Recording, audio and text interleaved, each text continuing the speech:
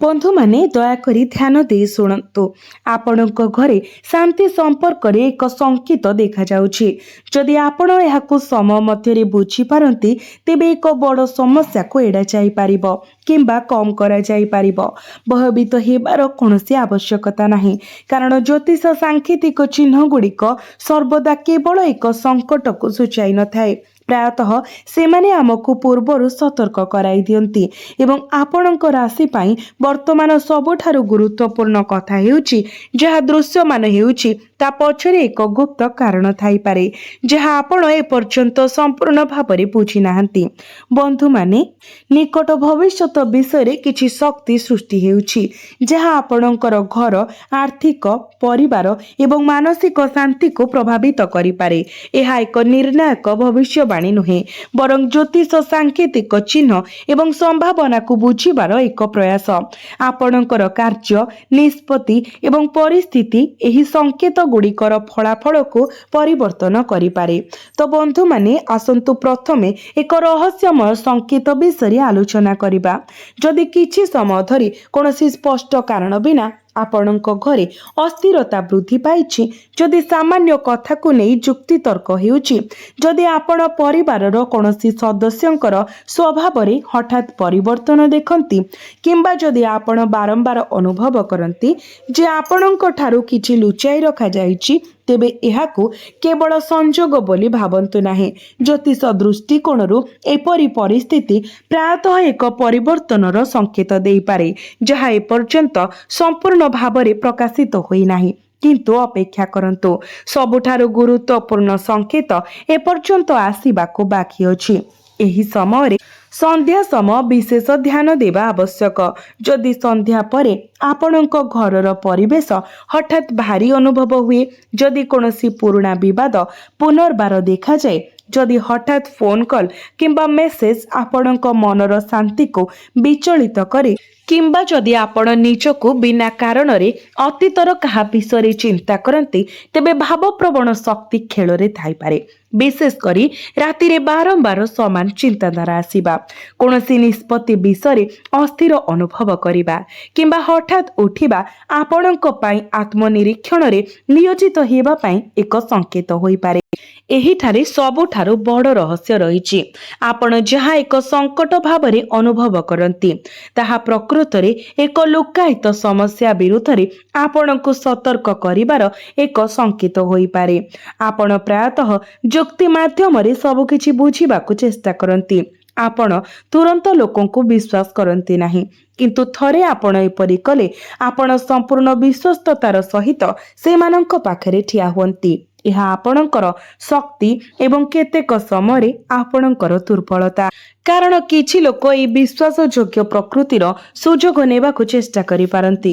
तेणु निकट भविष्यत रे आर्थिक कारोबार किंबा घरे गुरुत्वपूर्ण निष्पत्ति नेबारे शीघ्रता एड़ाइबा बुद्धिमानर कार्य हेबो। आर्थिक सूचक गुड़िक मिश्रित देखा जाउछि।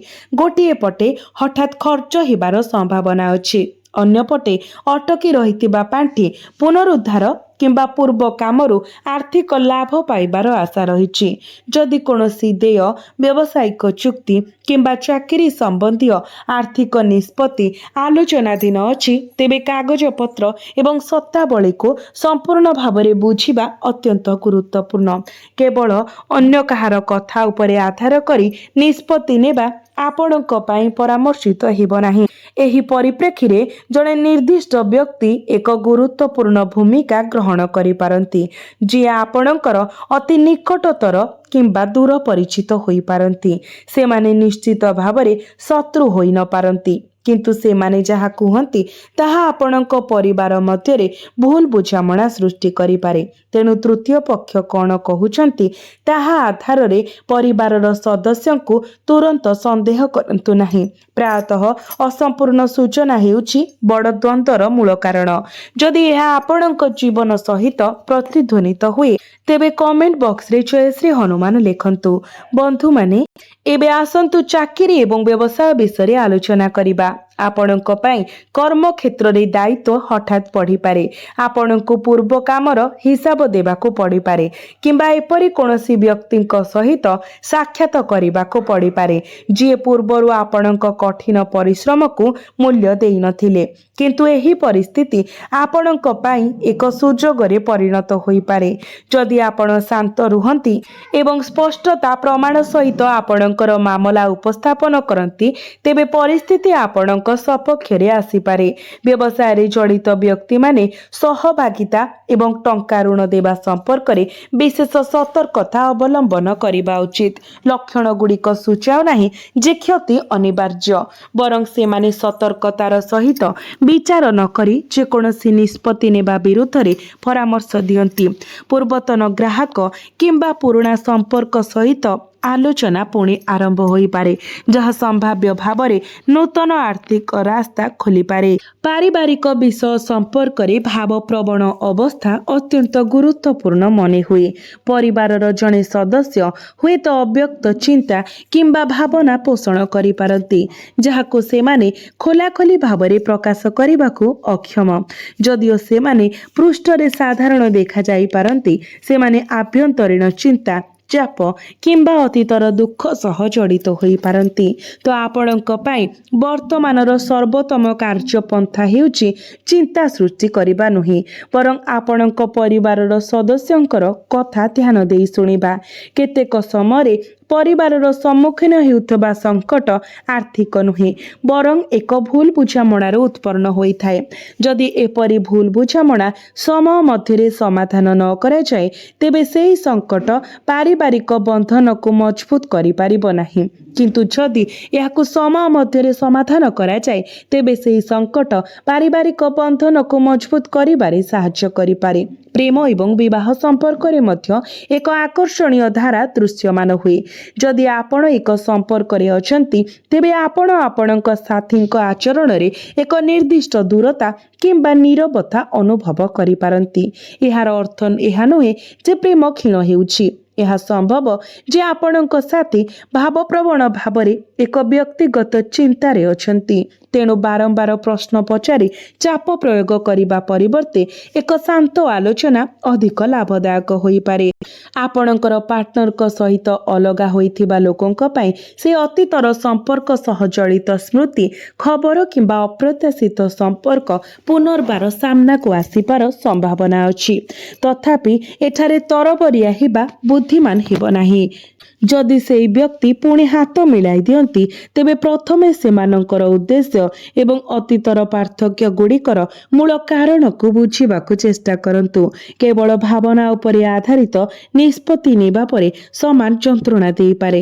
ସ୍ୱାସ୍ଥ୍ୟ ବିଷୟରେ ଆପଣଙ୍କର ଦୈନନ୍ଦିନ କାର୍ଯ୍ୟକୁ ଅବହେଳା କରନ୍ତୁ ନାହିଁ। ଚାପ, ନିଦ୍ରା ଅଭାବ, ଥକାପଣ ଏବଂ ନିରନ୍ତର ଅଧିକ ଚିନ୍ତା କରିବାର ଅଭ୍ୟାସ ଆପଣଙ୍କ ମନ ଏବଂ ଶରୀର ଉଭୟକୁ ପ୍ରଭାବିତ କରିପାରେ। ଜ୍ୟୋତିଷ ସୂଚକକୁ ଡାକ୍ତରୀ ପରାମର୍ଶର ବିକଳ୍ପ ଭାବରେ ବିଚାର କରନ୍ତୁ ନାହିଁ। ଯଦି ଆପଣ କୌଣସି ସ୍ୱାସ୍ଥ୍ୟ ସମସ୍ୟାର ସମ୍ମୁଖୀନ ହୁଅନ୍ତି, ତେବେ ଜଣେ ଯୋଗ୍ୟ ଡାକ୍ତରଙ୍କର ପରାମର୍ଶ ନେବା ହେଉଛି ସଠିକ୍ କାର୍ଯ୍ୟ। କିନ୍ତୁ ଏବେ ଏକ ସଂକେତ ପ୍ରତି ଧ୍ୟାନ ଦିଅନ୍ତୁ, ଯାହା ଆପଣଙ୍କ ପାଇଁ ଗୁରୁତ୍ୱପୂର୍ଣ୍ଣ ହୋଇପାରେ। କୌଣସି ସନ୍ଧ୍ୟା କିମ୍ବା ରାତିରେ ଆପଣଙ୍କ ଅତୀତ, ପୁରୁଣା ସ୍ଥାନ କିମ୍ବା ଅସମ୍ପୂର୍ଣ୍ଣ କାର୍ଯ୍ୟର କୌଣସି ବ୍ୟକ୍ତିଙ୍କର ଚିନ୍ତା ହଠାତ୍ ଆପଣଙ୍କ ମନକୁ ଭାରାକ୍ରାନ୍ତ କରିପାରେ। ଆପଣ ଭାବୁଥିବେ ଯେ ଏହି ସ୍ମୃତି ଏବେ କାହିଁକି ପ୍ରକାଶ ପାଇଛି। ଏହା ସେହି ମୁହୂର୍ତ୍ତ ହୋଇପାରେ ଯେତେବେଳେ ଆପଣଙ୍କ ଆନ୍ତରିକତା ଏକ ଅସମାପ୍ତ ବିଷୟ ପ୍ରତି ଆପଣଙ୍କର ଦୃଷ୍ଟି ଆକର୍ଷଣ କରୁଛି। ଏହାକୁ ଭୟର ଉତ୍ସ ଭାବରେ ନୁହେଁ, ବରଂ ଆତ୍ମନିରୀକ୍ଷଣ ପାଇଁ ଏକ ସୁଯୋଗ ଭାବରେ ଦେଖନ୍ତୁ। ଯଦି ଆପଣ ରାତିରେ ଏକ ସ୍ୱପ୍ନ ଦେଖନ୍ତି, ତେବେ ଏହାକୁ ତୁରନ୍ତ ଏକ ନିର୍ଦ୍ଦିଷ୍ଟ ଭବିଷ୍ୟତ ଘଟଣା ଭାବରେ ବ୍ୟାଖ୍ୟା କରିବା ଭୁଲ ହେବ। ତଥାପି ସ୍ୱପ୍ନ ସହ ଜଡ଼ିତ ଭାବନା ପ୍ରତି ଧ୍ୟାନ ଦେବା ଉପଯୋଗୀ ହୋଇପାରେ। ଭୟ ଥିଲା କି ଚେତାବନୀ, ଏଥିରେ ଆପଣଙ୍କ ଅତୀତର କେହି କିମ୍ବା ଆପଣଙ୍କର ଘର ସହ ଜଡ଼ିତ କୌଣସି ଦୃଶ୍ୟ ସାମିଲ ଥିଲା କି? କେତେବେଳେ ଆମର ମନ ସ୍ୱପ୍ନ ମାଧ୍ୟମରେ ଦିନରେ ଆମେ ଦମନ କରୁଥିବା ଜିନିଷ ଗୁଡ଼ିକୁ ଆଣେ। ଏବଂ ଏବେ କର୍ମର ଦିଗକୁ ବିଚାର କରନ୍ତୁ। ଆପଣଙ୍କ ଜୀବନରେ ଯାହା ଘଟୁଛି ସେଥିପାଇଁ କେବଳ ଗ୍ରହମାନଙ୍କୁ ଦୋଷ ଦେବା ଠିକ୍ ନୁହେଁ। ଜ୍ୟୋତିଷ ଦୃଷ୍ଟିକୋଣରୁ ଗ୍ରହଗୁଡ଼ିକ କିଛି ପରିସ୍ଥିତି ସୂଚାଇ ପାରନ୍ତି, କିନ୍ତୁ ଆପଣଙ୍କ ନିଷ୍ପତ୍ତି, ଆଚରଣ ଏବଂ କାର୍ଯ୍ୟ ଏକ ଗୁରୁତ୍ୱପୂର୍ଣ୍ଣ ଭୂମିକା ଗ୍ରହଣ କରନ୍ତି। ଯଦି ଘରେ କୌଣସି ପୁରୁଣା ବିବାଦ ଅଛି, ତେବେ ଏହାକୁ ବୃଦ୍ଧି କରିବା ପରିବର୍ତ୍ତେ ସମାଧାନ କରିବା ଆପଣଙ୍କ ହାତରେ। ଯଦି ଆର୍ଥିକ ସମସ୍ୟା ଅଛି, ତେବେ ଆପଣଙ୍କର ଖର୍ଚ୍ଚ ସମୀକ୍ଷା କରିବା ଆପଣଙ୍କ ନିୟନ୍ତ୍ରଣରେ ଅଛି। ଯଦି କୌଣସି ସମ୍ପର୍କରେ ଦୂରତା ଅଛି, ତେବେ ସମ୍ମାନର ସହିତ ଯୋଗାଯୋଗ କରିବା ଆପଣଙ୍କ ନିୟନ୍ତ୍ରଣରେ ଅଛି।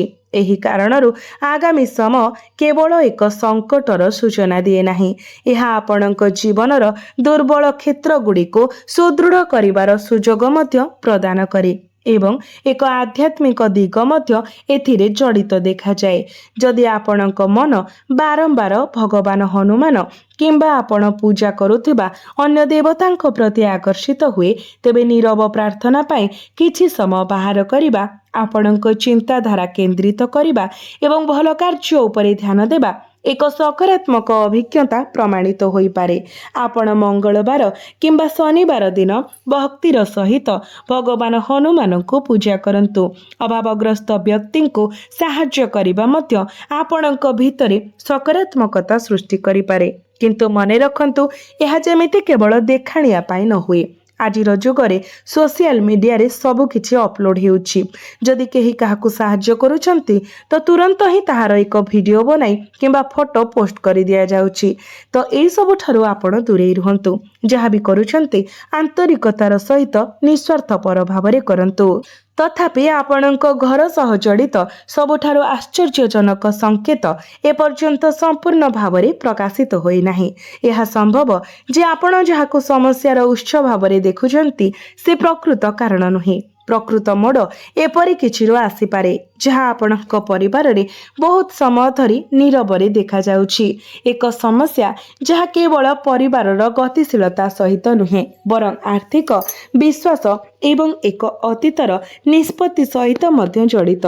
ସୂଚନା ସୂଚାଇଥାଏ ଯେ ଏହାକୁ ସମ୍ପୂର୍ଣ୍ଣ ଭାବରେ ବୁଝିବା ପାଇଁ ଆପଣଙ୍କୁ ଦୃଶ୍ୟମାନ ଘଟଣାଗୁଡ଼ିକ ବାହାରେ ଦେଖିବାକୁ ଏବଂ ଅନ୍ତର୍ନିହିତ ଆଚରଣଗୁଡ଼ିକୁ ପର୍ଯ୍ୟବେକ୍ଷଣ କରିବାକୁ ପଡ଼ିବ। ଏହିଠାରେ ଆପଣଙ୍କ ପାଇଁ ପରିସ୍ଥିତି ସମ୍ପୂର୍ଣ୍ଣ ଭିନ୍ନ ମୋଡ଼ ନେଇଥାଏ। ଆମେ ଆଲୋଚନା କରୁଥିବା ଆଉ ଏକ ସ୍ତର ଏବେ ପ୍ରକାଶ ପାଉଛି। ମନେ ରଖନ୍ତୁ, ଜ୍ୟୋତିଷ ସଂକେତଗୁଡ଼ିକ ନିର୍ଦ୍ଦିଷ୍ଟ ଘଟଣାଗୁଡ଼ିକର ଗ୍ୟାରେଣ୍ଟି ଦିଏ ନାହିଁ, ବରଂ ସତର୍କତା ଆବଶ୍ୟକ କରୁଥିବା ସମ୍ଭାବନା ଏବଂ କ୍ଷେତ୍ରଗୁଡ଼ିକ ଆଡ଼କୁ ଇଙ୍ଗିତ କରେ। ତେଣୁ ଯଦି ଆପଣ ବର୍ତ୍ତମାନ ଆପଣଙ୍କ ଘର କିମ୍ବା ପରିବାର ବିଷୟରେ ଏକ ନିରନ୍ତର ଅବ୍ୟକ୍ତ ଭୟ ଅନୁଭବ କରୁଛନ୍ତି, ତେବେ ଭୟଭୀତ ହେବା ପରିବର୍ତ୍ତେ ଆପଣଙ୍କ ମନରେ କେଉଁ ଚିନ୍ତା ବାରମ୍ବାର ଘୁରି ବୁଲୁଛି ତାହା ବୁଝିବାକୁ ଚେଷ୍ଟା କରନ୍ତୁ। ପ୍ରାୟତଃ ଆମର ଅନ୍ତର୍ଜ୍ଞାନ ଆମ ଆଖି ବୁଜିବା ପୂର୍ବରୁ କିଛି ଅନୁଭବ କରେ। ଏହି ସମୟରେ ଆପଣଙ୍କ ପାଇଁ ଏହା ଗୁରୁତ୍ୱପୂର୍ଣ୍ଣ ହୋଇପାରେ। ଘରେ କାହାର ନୀରବତା, ପୁରୁଣା ବିବାଦର ହଠାତ୍ ପୁନର୍ବାର ସାମ୍ନାକୁ ଆସିବା କିମ୍ବା ଖର୍ଚ୍ଚର ଅବ୍ୟକ୍ତ ବୃଦ୍ଧି ଏକ ବଡ଼ ପରିବର୍ତ୍ତନର ସୂକ୍ଷ୍ମ ସୂଚକ ହୋଇପାରେ। କିନ୍ତୁ ଅପେକ୍ଷା କରନ୍ତୁ, ଏଠାରେ କିଛି ଅଛି ଯାହାକୁ ଆପଣ ଅଣଦେଖା କରିବା ଉଚିତ ନୁହେଁ। ଯଦି ଆପଣଙ୍କ ଘରେ କୌଣସି ଉପକରଣ ବାରମ୍ବାର ଭାଙ୍ଗି ଯାଉଛି, କୌଣସି କାର୍ଯ୍ୟ ଅଟକି ରହିଛି କିମ୍ବା ପରିବାରର ସଦସ୍ୟମାନଙ୍କ ମଧ୍ୟରେ ସାମାନ୍ୟ କଥାକୁ ନେଇ ଉତ୍ତେଜନା ବୃଦ୍ଧି ପାଉଛି, ତେବେ ତୁରନ୍ତ ଏହାକୁ ଦୁର୍ଭାଗ୍ୟର ସଂକେତ ବୋଲି ଭାବନ୍ତୁ ନାହିଁ। ପ୍ରଥମେ ବ୍ୟବହାରିକ କାରଣଗୁଡ଼ିକ ବିଚାର କରନ୍ତୁ, ତାପରେ ଆଧ୍ୟାତ୍ମିକ ଦୃଷ୍ଟିକୋଣରୁ ପରିସ୍ଥିତିକୁ ବୁଝିବାକୁ ଚେଷ୍ଟା କରନ୍ତୁ। ପ୍ରାୟତଃ ଭୟ ଆମର ସମସ୍ୟାଗୁଡ଼ିକୁ ବୃଦ୍ଧି କରେ, ଯେତେବେଳେ କି ସମାଧାନ ଆମ ସାମ୍ନାରେ ଥାଏ। ଆର୍ଥିକ କ୍ଷେତ୍ରରେ ସମାନ ପରିସ୍ଥିତି ସୃଷ୍ଟି ହୋଇପାରେ। ଅପ୍ରତ୍ୟାଶିତ ଖର୍ଚ୍ଚ ହୋଇପାରେ, ଯେପରିକି ଘର ମରାମତି, ଏକ ଅତ୍ୟାବଶ୍ୟକ ଜିନିଷ କ୍ରୟ, ପରିବାର ସଦସ୍ୟଙ୍କ ଆବଶ୍ୟକତା କିମ୍ବା ବକେୟା ଦେୟ, ଯାହା ଆର୍ଥିକ ଚାପ ସୃଷ୍ଟି କରିପାରେ। ତଥାପି ସୂଚନା ସୂଚାଇ ଦିଏ ଯେ ଯଦି ଆପଣ କିଛି ପୂର୍ବରୁ ସତର୍କତା ଅବଲମ୍ବନ କରିଛନ୍ତି, ତେବେ ଏହି ଚାପକୁ ପରିଚାଳନା କରାଯାଇପାରିବ। ନିକଟ ଭବିଷ୍ୟତରେ ଏକ ବିଚାରାଧୀନ ଦେୟ ପାଇବା କିମ୍ବା ଅତିରିକ୍ତ ଆୟ ପାଇଁ ଏକ ନୂତନ, ଛୋଟ ହେଲେ ମଧ୍ୟ ରାସ୍ତା ଖୋଜିବାର ସମ୍ଭାବନା ଅଛି। ଚାକିରି କରୁଥିବା ବ୍ୟକ୍ତିବିଶେଷମାନଙ୍କ ପାଇଁ କାର୍ଯ୍ୟକ୍ଷେତ୍ରରେ ଏକ ଅତୀତର ପ୍ରକଳ୍ପ ପୁଣି ଆଲୋଚନା ପାଇଁ ଆସିପାରେ। ଆପଣ ପୂର୍ବରୁ ସମାପ୍ତ ହୋଇଥିବା ବିଶ୍ୱାସ କରୁଥିବା ଏକ କାର୍ଯ୍ୟ ସମ୍ପର୍କରେ ପ୍ରଶ୍ନର ସମ୍ମୁଖୀନ ହୋଇପାରନ୍ତି। ଆରମ୍ଭରେ ଏପରି ଲାଗିପାରେ ଯେପରି କେହି ଜଣେ ଜାଣିଶୁଣି ଆପଣଙ୍କୁ ପରୀକ୍ଷା କରୁଛନ୍ତି, କିନ୍ତୁ ଶାନ୍ତ ରୁହନ୍ତୁ। ଆପଣଙ୍କର କଠିନ ପରିଶ୍ରମ ଏବଂ ସମସ୍ତ ଆବଶ୍ୟକୀୟ ସୂଚନାର ପ୍ରମାଣ ସଂଗଠିତ ଏବଂ ପ୍ରସ୍ତୁତ ରଖନ୍ତୁ। ଆପଣଙ୍କର ସ୍ପଷ୍ଟତା ହେଉଛି ଆପଣଙ୍କର ସର୍ବୋତ୍ତମ ଶକ୍ତି। ବ୍ୟବସାୟୀମାନଙ୍କୁ ପୁରୁଣା ସମ୍ପର୍କ ବିଷୟରେ ସତର୍କ ରହିବାକୁ ପଡ଼ିପାରେ। କେହି ଜଣେ ତରବରିଆ ନିଷ୍ପତ୍ତି ନେବା ପାଇଁ ଆପଣଙ୍କୁ ଚାପ ପକାଇବା ପାଇଁ ମିଠା କଥା କହିପାରନ୍ତି। ଏହା ମନେ ରଖନ୍ତୁ, ଯଦି କୌଣସି ଚୁକ୍ତିକୁ ଶୀଘ୍ର ସମାପ୍ତ କରିବାକୁ ଚାପ ଥାଏ, ତେବେ ପରିସ୍ଥିତିକୁ ସଠିକ୍ ଭାବରେ ବୁଝିବା ପାଇଁ ସମୟ ନିଅନ୍ତୁ। ଜ୍ୟୋତିଷ ଦୃଷ୍ଟିକୋଣ ଯେତେ ସକାରାତ୍ମକ ହେଉନା କାହିଁକି, ସମ୍ପୂର୍ଣ୍ଣ ଯାଞ୍ଚ ପରେ ହିଁ ଆର୍ଥିକ ନିଷ୍ପତ୍ତି ନେବା ସର୍ବଦା ଭଲ। ଏବେ ଆସନ୍ତୁ ଆମେ ପାରିବାରିକ ବିଷୟକୁ ଫେରିବା। ଆପଣଙ୍କ ପରିବାରରେ ଏପରି କେହି ଥାଇପାରନ୍ତି ଯିଏ ବାହାରେ ଦୃଢ଼ ଦେଖାଯାଆନ୍ତି, କିନ୍ତୁ ଭିତରେ କିଛି ଦ୍ୱାରା ଆକ୍ରାନ୍ତ ହୁଅନ୍ତି। ସେମାନେ ଖୋଲାଖୋଲି ଭାବରେ କାହା ସହିତ ନିଜର ଦୁଃଖ ବାଣ୍ଟିବାକୁ ଚାହାନ୍ତି ନାହିଁ। ଯଦି ଆପଣଙ୍କ ପରିବାରର ସଦସ୍ୟ ଆଚରଣରେ ହଠାତ୍ ପରିବର୍ତ୍ତନ ଦେଖୁଛନ୍ତି, କେବଳ କ୍ରୋଧ କିମ୍ବା ଜିଦ୍ ଭାବରେ ଭାବନ୍ତୁ ନାହିଁ। ସେମାନଙ୍କୁ ଆପଣଙ୍କର ପରାମର୍ଶ ଅପେକ୍ଷା ଆପଣଙ୍କର ଶାନ୍ତ ଉପସ୍ଥିତି ଅଧିକ ଆବଶ୍ୟକ ହୋଇପାରେ। ଏହିଠାରେ ଏକ ଭାବପ୍ରବଣ ମୋଡ଼ ଆସିପାରେ। ପ୍ରେମ ସମ୍ପର୍କ ବିଷୟରେ ଯଦି ବର୍ତ୍ତମାନ ଏକ ଭୁଲ ବୁଝାମଣା ସୃଷ୍ଟି ହୋଇଛି, ତେବେ ମୂଳ କାରଣ ଆପଣଙ୍କ ପାଇଁ ଯେତିକି ଗୁରୁତ୍ୱପୂର୍ଣ୍ଣ ମନେ ହେଉଛି ତାହା ନ ହୋଇପାରେ। ଅନ୍ୟ ବ୍ୟକ୍ତି ମଧ୍ୟ ନିଜ ମନ କଥା କହିବାକୁ ଭୟ କରିପାରନ୍ତି। ଯଦି ସମ୍ପର୍କରେ ପ୍ରକୃତ ଏବଂ ପାରସ୍ପରିକ ସମ୍ମାନ ରହିଥାଏ, ତେବେ ଆଲୋଚନାର ପଥ ପୁନର୍ବାର ଖୋଲିବାର ସମ୍ଭାବନା ଅଛି। ଅତୀତର ପ୍ରେମ କ୍ଷେତ୍ରରେ ଏକ ପୁରୁଣା ସ୍ମୃତି ହଠାତ୍ ବହୁତ ତୀବ୍ରତାର ସହିତ ପୁନର୍ଜୀବିତ ହୋଇପାରେ।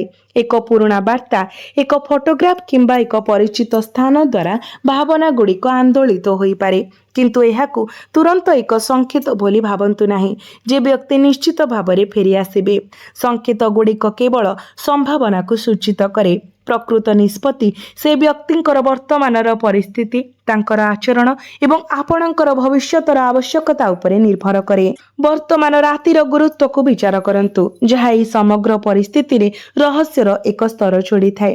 ଯଦି କୌଣସି ସନ୍ଧ୍ୟାରେ କିମ୍ବା ରାତିରେ ଆପଣ ଦୀର୍ଘ ସମୟ ଧରି କଥା ହୋଇନଥିବା ବ୍ୟକ୍ତିଙ୍କର ନାମ ହଠାତ୍ ଆପଣଙ୍କ ଫୋନରେ ଦେଖାଯାଏ କିମ୍ବା ଆପଣ ଅପ୍ରତ୍ୟାଶିତ ଖବର ପାଆନ୍ତି, ତେବେ ଆପଣଙ୍କର ଭାବନାକୁ ଏକ ବଡ଼ ନିଷ୍ପତ୍ତି ନେବାକୁ ଦିଅନ୍ତୁ ନାହିଁ। ପ୍ରଥମେ ପରିସ୍ଥିତିକୁ ବୁଝନ୍ତୁ, କାରଣ ମନ ରାତିରେ ଅଧିକ ଭାବପ୍ରବଣ ହୋଇଯାଏ ଏବଂ ପୁରୁଣା ସ୍ମୃତିଗୁଡ଼ିକ ଏକ ଦୃଢ଼ ପ୍ରଭାବ ପକାଇପାରେ। ଏଠାରେ ମୁଖ୍ୟ ରହସ୍ୟ ରହିଛି। ସେହି ସମ୍ପର୍କ ଏକ ସମ୍ପର୍କକୁ ପୁନଃ ଜାଗରଣ କରିବା ବିଷୟରେ ନୁହେଁ, ବରଂ ଏକ ଅସମ୍ପୂର୍ଣ୍ଣ ଅଧ୍ୟାୟର ସମାପ୍ତି ଆଣିବା ବିଷୟରେ। ଏହି ସମୟରେ ଆପଣଙ୍କୁ ଆପଣଙ୍କର ହୃଦୟ ଏବଂ ଆପଣଙ୍କର ବୁଦ୍ଧି ମଧ୍ୟରେ ସନ୍ତୁଳନ ରଖିବା ଆବଶ୍ୟକ। କେବଳ ଭାବନା ଉପରେ ଆଧାରିତ ନିଷ୍ପତ୍ତି ନେବା ଦ୍ୱାରା ଆପଣ ଅନୁତାପ କରିପାରନ୍ତି, ଯେତେବେଳେ କି କେବଳ ଯୁକ୍ତି ଉପରେ ନିର୍ଭର କରିବା ଦ୍ୱାରା ଆପଣ ଏକ ଗୁରୁତ୍ୱପୂର୍ଣ୍ଣ ଭାବପ୍ରବଣ ସତ୍ୟକୁ ଅଣଦେଖା କରିପାରନ୍ତି। ଛୋଟ ଛୋଟ ପ୍ରସଙ୍ଗକୁ ଅଧିକ ଉଡ଼ାଇବାରୁ ବଞ୍ଚିତ ରୁହନ୍ତୁ, ବିଶେଷ କରି ଆପଣଙ୍କ ପିଲା ଏବଂ ପରିବାର ବିଷୟରେ।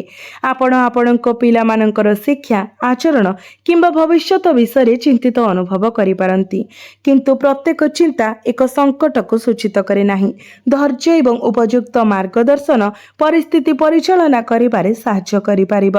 କାରଣ ଏହି ସମୟ କେବଳ ଆପଣଙ୍କ ପାଇଁ ଏକ ପରୀକ୍ଷା ନୁହେଁ, ବରଂ ସଠିକ୍ ନିଷ୍ପତ୍ତି ନେବା ଏବଂ ଆପଣଙ୍କ ଜୀବନକୁ ଏକ ନୂତନ ଦିଗରେ ଆଗେଇ ନେବାର ସୁଯୋଗ।